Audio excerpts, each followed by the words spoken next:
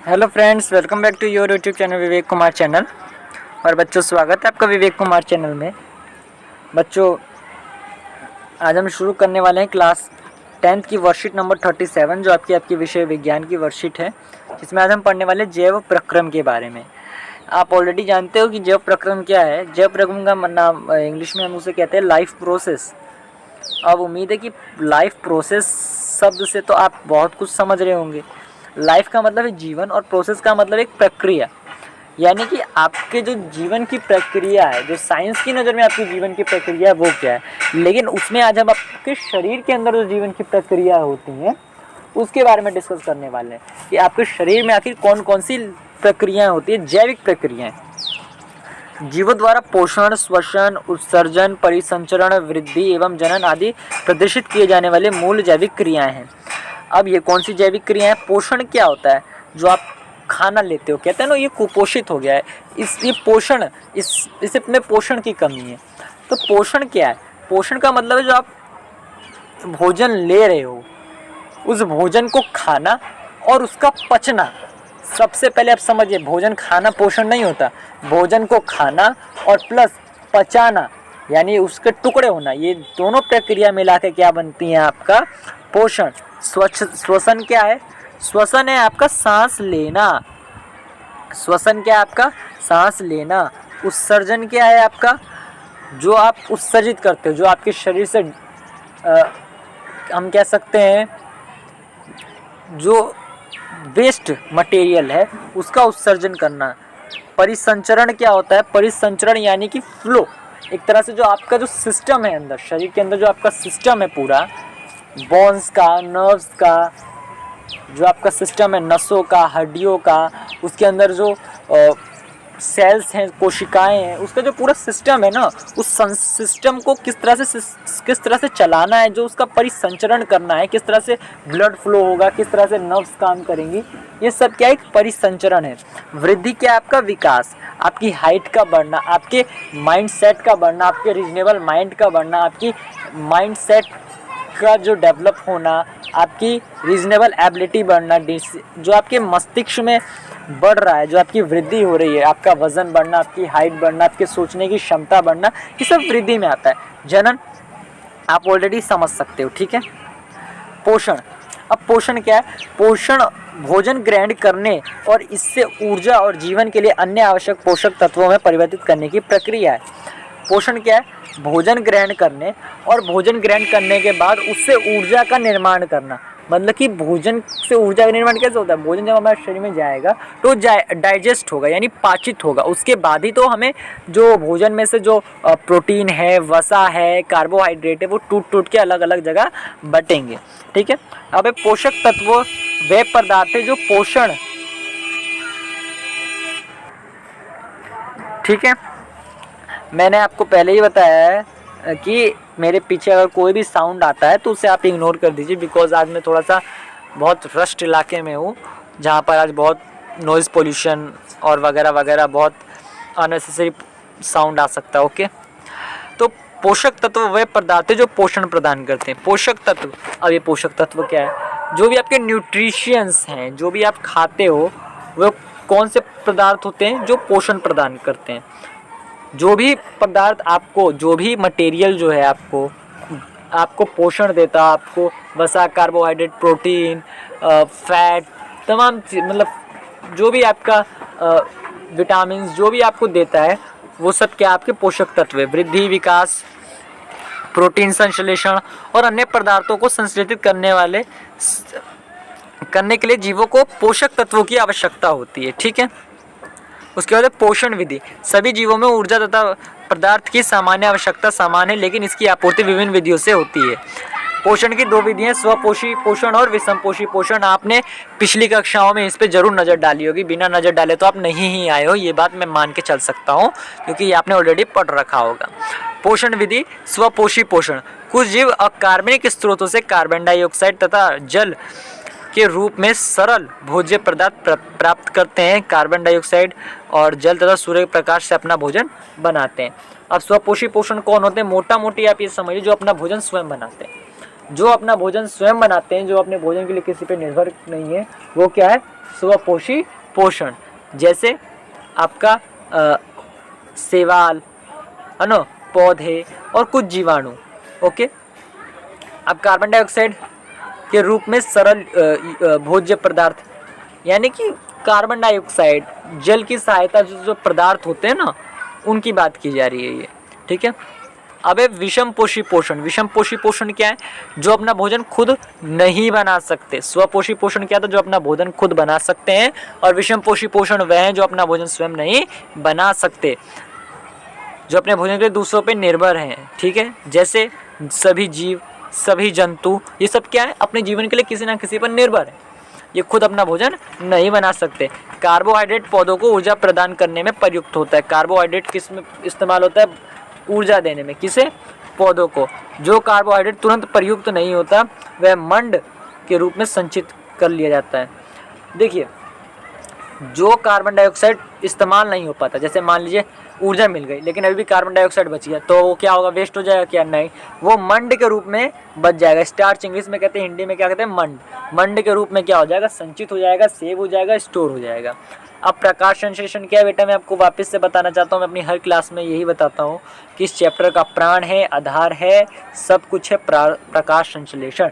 अगर आपने इस चैप्टर में प्रकाश संश्लेषण को नहीं पढ़ा है तो ये भूल जाइए कि आप इस चैप्टर में से एक भी नंबर गेन करने वाले हो। आप इस चैप्टर में 0 नंबर गेन करने वाले हो अगर आपने प्रकाश संश्लेषण को नहीं पढ़ा है तो। अब प्रकाश संश्लेषण है क्या, प्रकाश संश्लेषण वो एक प्रक्रिया है या एक वो प्रोसेस है जिस प्रोसेस के थ्रू क्या होता है, जो आपके प्लांट्स हैं वो अपना भोजन जो है बनाते हैं। जैसे, ठीक है, मतलब आपके पौधे क्या खाते हैं, वो प्रकाश संश्लेषण की प्रक्रिया के द्वारा अपना भोजन बनाते हैं। ये होता है प्रकाश संश्लेषण, जिसके प्रकाश संश्लेषण वो प्रक्रिया, प्रकाश संश्लेषण वह प्रक्रिया है जिस प्रक्रिया के द्वारा पादप या मतलब पौधे अपना भोजन बनाते हैं। ठीक है, याद हो जाएगा, प्रकाश संश्लेषण वह प्रक्रिया जिसके द्वारा पौधे अपना भोजन बनाते हैं। अब भोजन कैसे बनाते हैं, भोजन बनाते हैं कार्बन डाइऑक्साइड और जल से, लेकिन सूर्य के प्रकाश और क्लोरोफिल की उपस्थिति में। ये एक अनिवार्य शर्त है।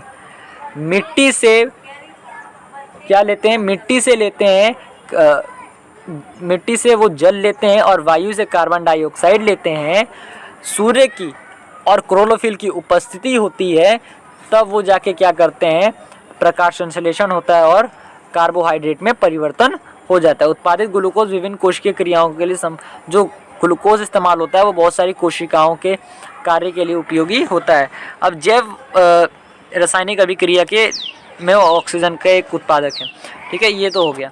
अब यहाँ पर एक समीकरण दिया है, is the most important equation, it is the most equation, most equation, equation, most equation, most important है ये आपकी इक्वेशन। ओके, अब ये इक्वेशन क्या हो सकती है, ये आपको संतुलित करने के लिए आ सकता है। क्या करने के लिए, संतुलित, इक्वेशन को संतुलित कीजिए। क्वेश्चन नंबर 1, निम्न में से कौन सा प्रकाश संश्लेषण का सही समीकरण है। 4 समीकरण दे देगा, उसमें से आपको एक टिक करना होगा, तो ये वाला है। क्वेश्चन नंबर 2, निम्नलिखित में से कौन सा प्रकाश संश्लेषण का संतुलित रासायनिक समीकरण है, ये दे देगा, इसमें से आपको बताना है। क्वेश्चन नंबर 3, निम्नलिखित में से कौन सा संतुलित समीकरण है, ये दे देगा। और कभी कभी तो फर्स्ट चैप्टर का क्वेश्चन भी इसी में से आता है। फर्स्ट चैप्टर से जब संतुलित करने के लिए आता है तो यही क्वेश्चन दे देते हैं और कहते हैं कि इसे ज़रा संतुलित तो करो, इसे ज़रा संतुलित तो करो, और बच्चा फंस जाता है कि अब इसमें करूँ क्या, अब इसमें करूँ क्या, क्योंकि बच्चे को तो कुछ पता होता ही नहीं है, क्योंकि बच्चों के टीचर तो बताते ही नहीं कि बेटा इसमें करना क्या है, तो बच्चे करे क्या बेचारे, है ना। बच्चों की कोई गलती नहीं है, गलती है टीचरों की। अब है जरा आ जाइए जैव प्रक्रम, इस पे प्रकाश संश्लेषण के लिए उपयुक्त चीज़ें। प्रकाश संश्लेषण के लिए क्या चाहिए बेटा, तो प्रकाश संश्लेषण तो सबसे पहले तो बेटा कार्बन डाइऑक्साइड चाहिए, उसके बाद चाहिए जल, उसके बाद चाहिए सूर्य का प्रकाश। लेकिन ये आता कहाँ से है, आपका कार्बन डाइऑक्साइड आता है स्टोमेटा से। स्टोमेटा को हिंदी में कहते हैं रंध्र। क्या कहते हैं बेटा, रंध्र। और रंध्र ही पेपर में आएगा। स्टोमेटा सिर्फ आपको डराने के लिए, क्योंकि स्टोमेटा आपको, मैं आपको ये बताना चाहता हूँ कि स्टोमेटा जो है आपको इंग्लिश में पढ़वाया जाता है। इंग्लिश में स्टोमेटा कहते हैं रंध्र को, ठीक है। उसके बाद है जल। जल कहाँ से आता है? जड़ों से आता है। उसके बाद है सूर्य का प्रकाश कहाँ से होता है? तो क्लोरोफिल जो है ना, क्लोरोफिल सूर्य के प्रकाश को अवशोषित कर लेता है। क्लोरोफिल क्या है? तो चलिए वापस से पत्ती बना देते हैं एक। मतलब आपके क्लास में तो मैं पहली बार पत्ती बना रहा हूँ, लेकिन अभी मैं एक क्लास ले चुका ऑलरेडी, उसमें मैं पत्ती ही बना के आ रहा था, तो इसलिए मेरे मुंह से निकल गया कि पत्ती। अब इसमें रंध्र कहाँ है बेटा? तो रंध्र के लिए मैं दूसरा कलर यूज़ कर लेता हूँ, रेड वाला। तो इसमें जो रेड रेड डॉट दिख रहे हैं ये सब रंध्र है। तो रंध्र क्या होता है? पत्ती पे छोटे छोटे छिद्र होते हैं, उन्हें क्या कहते हैं? रंध्र कहते हैं। इनका काम क्या है? इनका काम है ऑक्सीजन, या आप कह सकते हैं वायु का आदान प्रदान करना, ऑक्सीजन का आदान प्रदान करना, ठीक है। ये इनका काम है। और वाष्पोत्सर्जन करना, यानी कि जब पानी ज़्यादा हो जाता है ना पौधे में, तो इसी के द्वारा जो है उत्सर्जित किया जाता है, इन्हीं छिद्रों के द्वारा उत्सर्जित किया जाता है पानी को, लेकिन वाष्प की फॉर्म में। वाष्पोत्सर्जन तभी तो कहेंगे जब वाष्प होगा, पानी नहीं निकलता इनसे, वाष्प निकलता है, यानी भाप निकलता है, ठीक है। तो क्लोरोफिल क्या करता है? इसमें पत्ती में क्या होता है? क्लोरोफिल होते हैं। पत्ती में क्या होते हैं? क्लोरोफिल होते हैं। मान लीजिए क्लोरोफिल, अब क्लोरोफिल कैसा दिखता है ये भी तो एक क्वेश्चन है। क्लोरोफिल जैसा भी दिखता हो, लेकिन क्लोरोफिल जो होता है, क्लोरोफिल जो है इसे अवशोषित कर लेता है सूर्य के प्रकाश को, ठीक है। उसके बाद प्रकाश संश्लेषण का स्थान, प्रकाश संश्लेषण होता है, प्रकाश संश्लेषण होता है बेटा क्लोरोफिल में। कोशिका में उपस्थित एक विशिष्ट कोशिकांग क्लोरोप्लास्ट, जिसमें क्लोरोफिल होता है। अब क्लोरोफिल कहाँ होता है? क्लोरोप्लास्ट में। कहाँ होता है? क्लोरोप्लास्ट में क्लोरोफिल होता है। और क्लोरोफिल में कहाँ होता है? प्रकाश संश्लेषण की प्रक्रिया होती है। क्या होती है? प्रकाश संश्लेषण की प्रक्रिया होती है।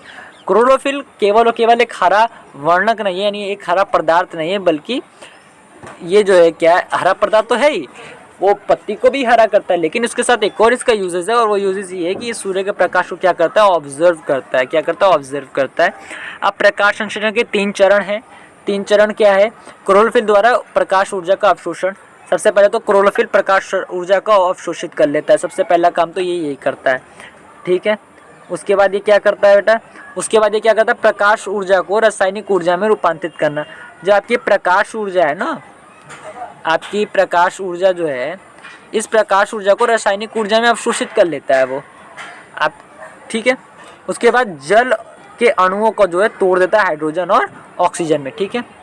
उसके बाद कार्बन डाइऑक्साइड का कार्बोहाइड्रेट में जो है अपचयन कर देता है, ठीक है। ये आवश्यक नहीं है कि ये चरण तत्काल एक के बाद दूसरा हो। उदाहरण के लिए मरुदित पौधे रात्रि में कार्बन डाइऑक्साइड लेते हैं और एक मध्यस्थ उत्पाद बनाते हैं। दिन के समय क्लोरोफिल ऊर्जा अवशोषित करने में अंतिम उत्पाद बनाता है। देखिए बेटा क्या करते हैं, जरूरी नहीं है कि तीनों एकदम लाइने से हो सकता है कि अभी एक हो जाए एक बाद में हो। अभी बताइए, मरुस्थल है, ये मरुदित मतलब क्या है? मरुस्थल में जो पौधे होते हैं, कैटक्स होता है ना, तो क्या करता है? दिन में जो है आपका कार्बन डाइऑक्साइड ले लेता है, सॉरी रात में वो कार्बन डाइऑक्साइड लेता है। रात में वो कार्बन डाइऑक्साइड लेता है, कब? नाइट में, ठीक है। इस पे क्वेश्चन भी कई बार आया है, तो याद कर लीजिए। नाइट में कार्बन डाइऑक्साइड ले लेता है, और दिन में क्लोरोफिल जो है ना, क्लोरोफिल जो है ना, वो क्या करता है? ऑब्जर्व कर लेता है। Observe carbon dioxide, sorry observe son of light, ठीक है। अब क्वेश्चन आंसर पे आ जाते हैं। हालांकि क्वेश्चन आंसर तो आप समझ ही गए, स्वपोषी एवं विषमपोषी में अंतर बताइए, तो ये रहा आपका अंतर, लेकिन मैं आपको भी दिखाऊंगा पीडीएफ की फॉर्म में। अच्छा बच्चों, कुछ बच्चे के मैसेज आए थे, सर पीडीएफ क्या हमें मिल जाएगी? बिल्कुल मिल जाएगी। अगर आपको आंसर की पीडीएफ चाहिए, I have a PDF, I will provide you PDF, but आपको मैसेज करना पड़ेगा कमेंट बॉक्स में। पहले कमेंट बॉक्स में अगर आप मैसेज करोगे तभी मैं आपको जो है पीडीएफ प्रोवाइड करवाऊंगा। किसी एक बच्चे के कहने से पीडीएफ बिल्कुल प्रोवाइड नहीं करवाऊंगा, ज़्यादा बच्चे कहेंगे तब पीडीएफ प्रोवाइड करवाऊंगा, ओके। ठीक है बच्चों, तो ये आपका जो है ये सॉल्यूशन है, और इस पे आप देख सकते हो सॉल्यूशन, जैसे कि यहाँ पर लिखा हुआ है स्वपोषी और विषमपोषी में अंतर। तो ये आप देख सकते हो, यहाँ पर कुछ वर्ड मिस्टेक हो सकती है, मात्राओं की वर्ड मिस्टेक्स हो सकती हैं, शब्दों का कुछ इधर उधर हो सकता है, ठीक है।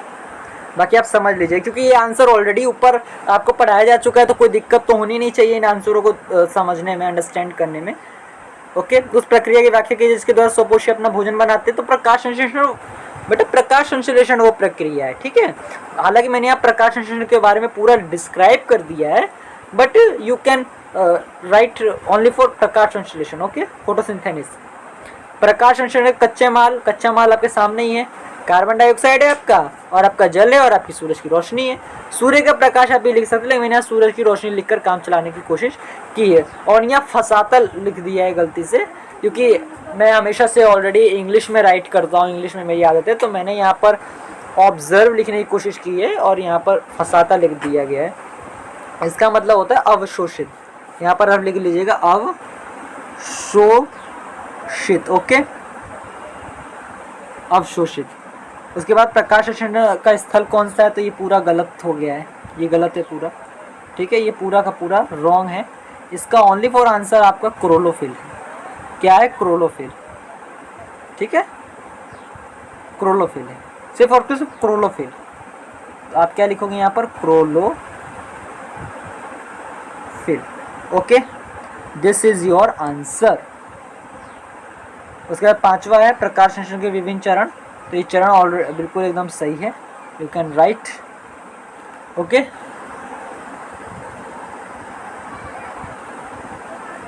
तो इस तरह से आपकी ये वर्कशीट कंप्लीट हो जाती है। अगर आप हमारे चैनल पे नए हो तो चैनल को जरूर सब्सक्राइब करें, वीडियो को लाइक करें, वीडियो को ज़्यादा शेयर ज़रूर करें। Thank you friends. और अगर आपको आंसर का PDF चाहिए होगा तो you can comment me, I will provide you answer PDF, and you need to this worksheet PDF, so you can comment me, you can message me, I will provide you worksheet PDF. Okay, thank you.